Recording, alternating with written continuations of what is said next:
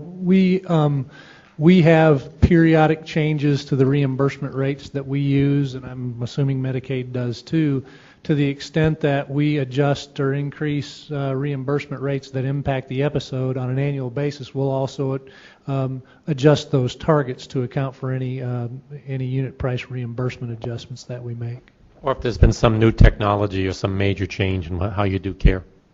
So I mean, at the end of the day, the goal is, there is a goal to reduce costs, right?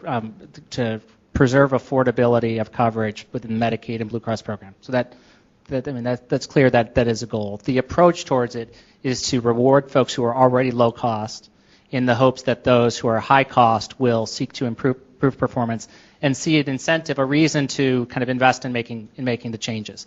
And so, while it hasn't been a specific time frame attached to how long the thresholds, will it be 3 years, will it be 5 years?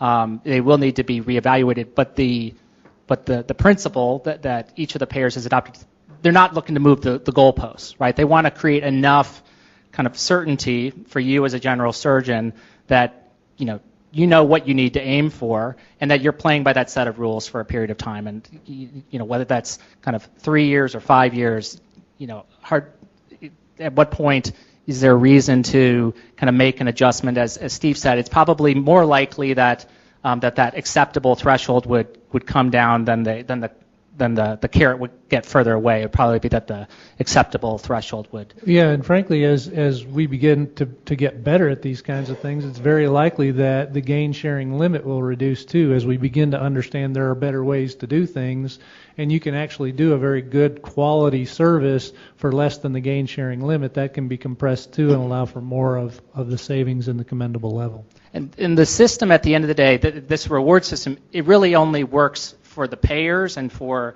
their customers or taxpayers in Arkansas. It really only works if you as a surgeon succeed, or if general surgeons, by and large, for this episode, succeed. And for the scenario where folks get hit with penalties, especially with that stop loss in place, you couldn't swing that stick enough to solve the budget issues and promote affordability. So I know we're kind of taking it on faith, because this is trying something. The easy thing to do would be to just cut rates across the board to providers. This is recognizing we've got 2x variation in performance among providers today, and they're all paid the same thing. And so, we want to try to reward those who are already performing exceptionally, in the hopes that might motivate others to improve their performance over time.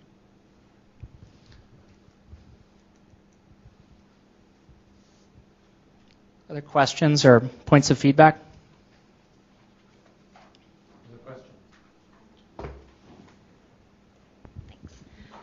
I know that you said it was preliminary, but is there a way that we might be able to get the codes ahead of time? Because I know, like at UAMS, we're starting up our work groups now because we're trying to be actionable, but it's hard when there's still some mystery to it. Yeah.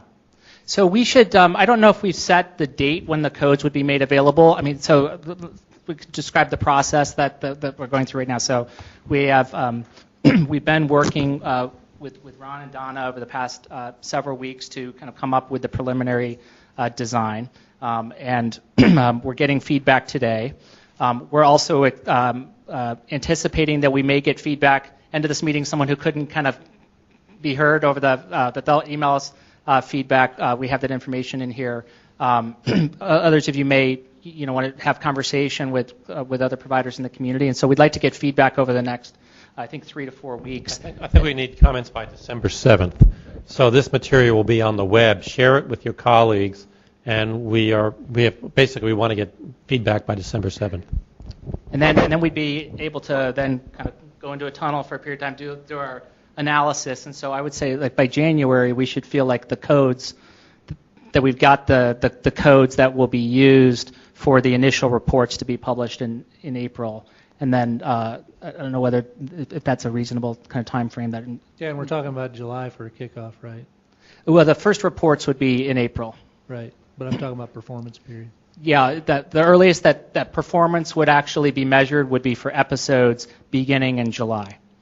And so, hopefully we get the codes out there by January or February, so that and then the first performance baseline reports out end of April, and then the first claim that will count towards anything would be in July.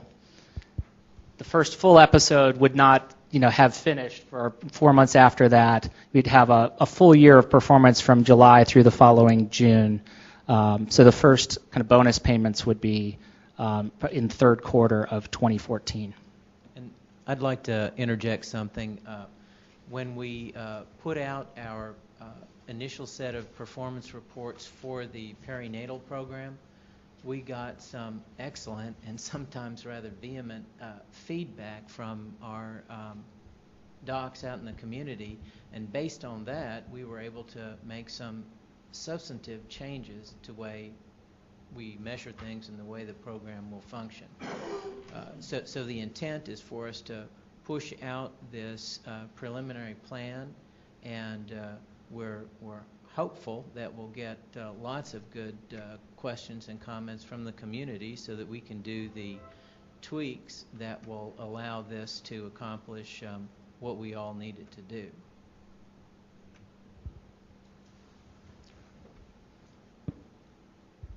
Great. Any other comments or questions? So we've got very helpful feedback today. In particular, we have some follow-up to do on thinking about whether there's another quality metric that would be meaningful to use for to qualify gain sharing payments beyond the ultrasound/CT scan metric. And I think, do we have in here an email address, folks? Email to arcpii@hp.com. That's ARKPII@hp.com. Feedback can go to that email address up through December 7th. Great. And really, you can continue to email any feedback or questions beyond that date, as Dr. Brennan was suggesting. Changes to the design of the episode, frankly, could carry on for a year. It'll be a year and a half before there's a report with a payment or attached to it. But we'd like to get feedback over the next couple of weeks, because it's the feedback in the next couple of weeks that will actually be reflected in the first set of reports that would be made available to general surgeons at the end of April. Thank you. Anything else? Thank you very much.